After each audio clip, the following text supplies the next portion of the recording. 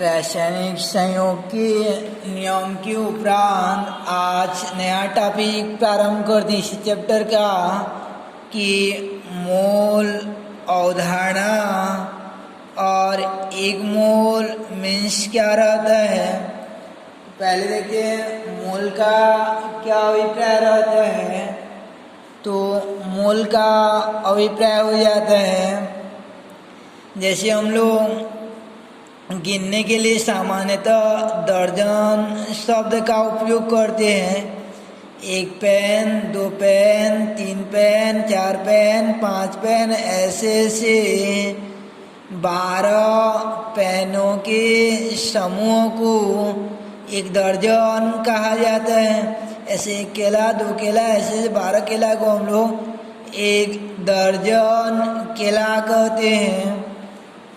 तो जिस प्रकार हम लोग सामान्यतः गणना की सुविधा के लिए दर्जन शब्द का उपयोग करते हैं, ऐसे रसायनज्ञों द्वारा यानी रसायन शास्त्रियों द्वारा अणु परमाणु अथवा आयन कहने का अभिप्राय जो स्मॉल पार्टिकल्स होते हैं, सूक्ष्म कण होते हैं, यानी स्मॉल पार्टिकल्स जो रहते हैं सूक्ष्म कण, इनको गिनने के लिए 1 परमाणु, 2 परमाणु, 3 परमाणु, ऐसे इनको गिनने के लिए रसायनज्ञ जिन इकाई का उपयोग करते हैं, हम लोग दर्जन शब्द का उपयोग करते हैं, ऐसे रसायन शास्त्री जिस इकाई का उपयोग करते हैं उन्हें मोल कहते हैं। तो अणु, परमाणु अथवा आयन अर्थात सूक्ष्म कणों की गणना करने के लिए वैज्ञानिक या रसायन शास्त्रियों द्वारा प्रयुक्त की गई इकाई को मोल कहते हैं। मोल क्या हो जाएगा?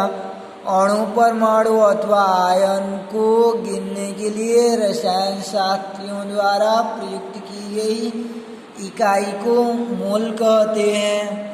अब हम लोग देखते हैं एक मोल, ये अधिकांशतः आता है एग्जाम में। एक मोल मीन्स क्या होता है? मोल उतना नहीं आता है। एक मोल किसे कहा जाता है? तो देखते हैं हम लोग एक मोल का अभिप्राय क्या रहता है। तो जैसे हम लोग 1 केला, 2 केला, 3 केला ऐसे गिन रहे थे। तो 1 केला, 2 केला, 3 केला ऐसे गिन रहे थे, 1, 2 ऐसे। तो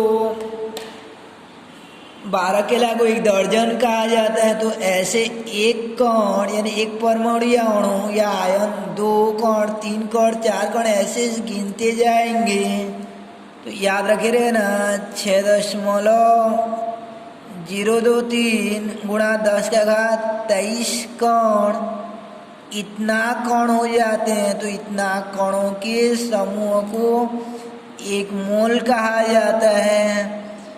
यानी 1 कण, 2 कण, 3 कण, 4 कण ऐसे 6.023 गुणा 10 का घात 23 कणों के समूह को एक मोल कहते हैं। कण के रूप में रहेगा तो हम तो गिन लेंगे कि इतना कण को एक मोल कहते हैं। मोल के मान लीजिए वो आयतन के रूप में, लिक्विड के रूप में, जैसे तेल जैसे है, तो कैसे करेंगे वो दौरान। तो याद रखे रहे ना, लिक्विड फॉर्म में रहेगा तो 1 लीटर, 2 लीटर, 3 लीटर ऐसे 22.4 लीटर को एक मोल कहते हैं। यानी 22.4 लीटर को एक मोल कहा जाता है। और यानी ये था कण के रूप में 6.023 गुणा 10 का घात 23 कण, और आयतन के रूप में रहेगा तो 22.4 लीटर को एक मोल कहा जाता है। और द्रव्यमान यानी भार के रूप में रहेगा तो 1 मोल बराबर हो जाता है। अलग अलग के लिए अलग अलग होता है। जैसे कार्बन डाइऑक्साइड के लिए हम लोग निकालेंगे तो इसका अणु भार निकाला जाता है। कार्बन का 12 और ऑक्सीजन का 16 दूनी 32। तो कार्बन के लिए यानी कार्बन डाइऑक्साइड के लिए 44 ग्राम को उसका 1 मोल कहते हैं। NaCl का जैसे निकालेंगे तो Na का 23 और क्लोरीन का 35.5 ओवरऑल हो जाता है 58.5 5, तो इसके लिए 58 ग्राम बराबर 1 मोल आता है।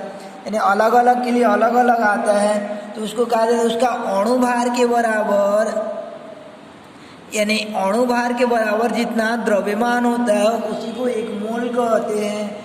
जैसे कि एक ठो CO2 का अणु भार निकाले हैं, इसलिए इसको इकाई अणु भार कहा जाता है, यानी इकाई। और अणु भार को हम लोग ग्राम में मापते हैं, तो इकाई ग्राम अणु भार बराबर 1 मोल हो जाता है।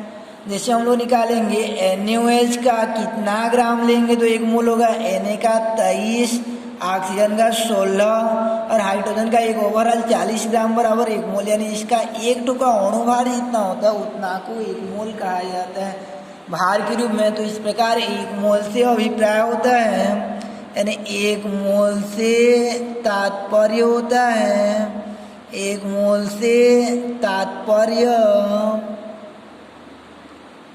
1 मोल से तात्पर्य 6.023 गुणा 10⁻23 कणों का समूह, कणों का समूह, या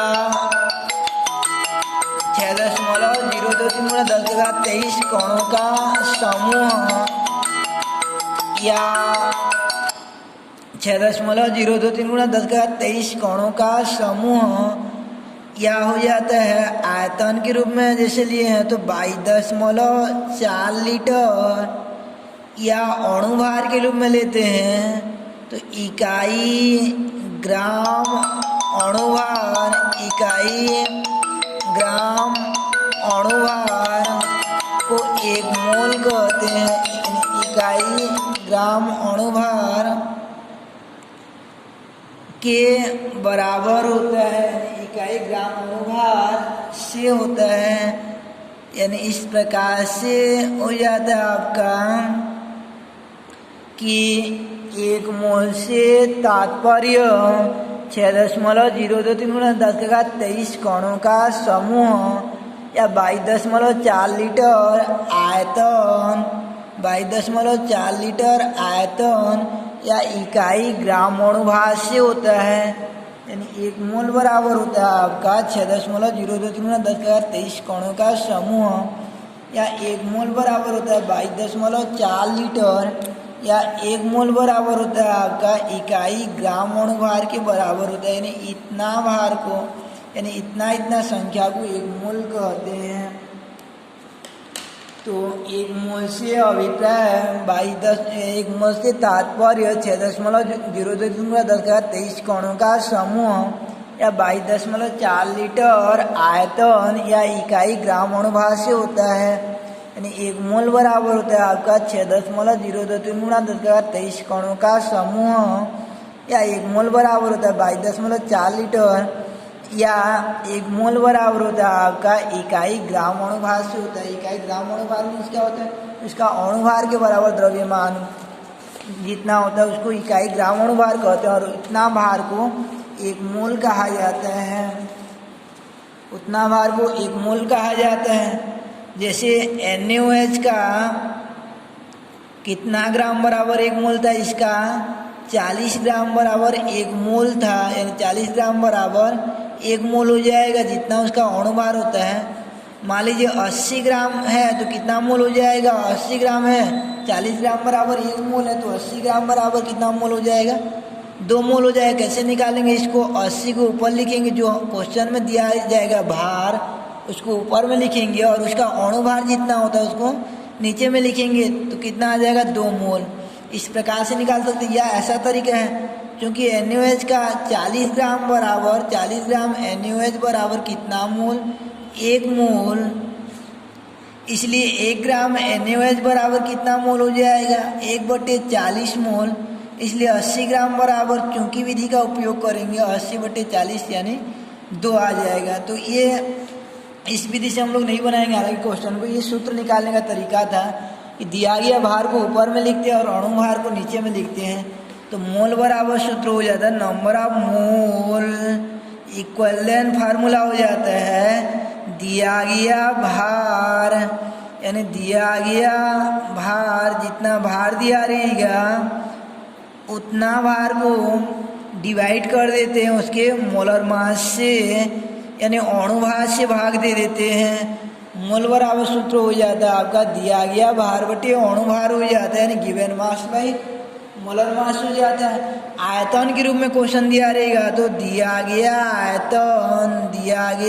आयतन यानी गिवन वॉल्यूम दिया गया आयतन डिवाइडेड बाय हो जाता है। इसमें संख्या फिक्स रहता है 22.4 भाग को भाग दिया जाता है, यानी 22.4 दिया गया आयतन बटे 22.4 हो जाता है। और कण के रूप में दिया जाएगा तो दिया गया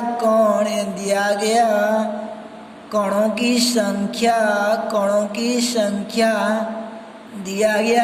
संख्या बटे हो जाता है आपका 6.023 गुणा 10⁻23। तो इसको आप याद रखिएगा। पहला मोल का परिभाषा क्या हुई आपका कि एक मोल से तात्पर्य 6.023 गुणा 10⁻23 कणों का समूह या 22.4 लीटर गैसीय आयतन या इकाई ग्राम अणुभार से होता है, यानी एक मोल बराबर 6.023 गुणा 10⁻23 कण या एक मोल बराबर 22.4 लीटर या एक मोल बराबर हो जाता है इकाई ग्राम अणुभार से। तो इस प्रकार सीखिए हम लोग आज कि मोल मीन्स क्या होता है।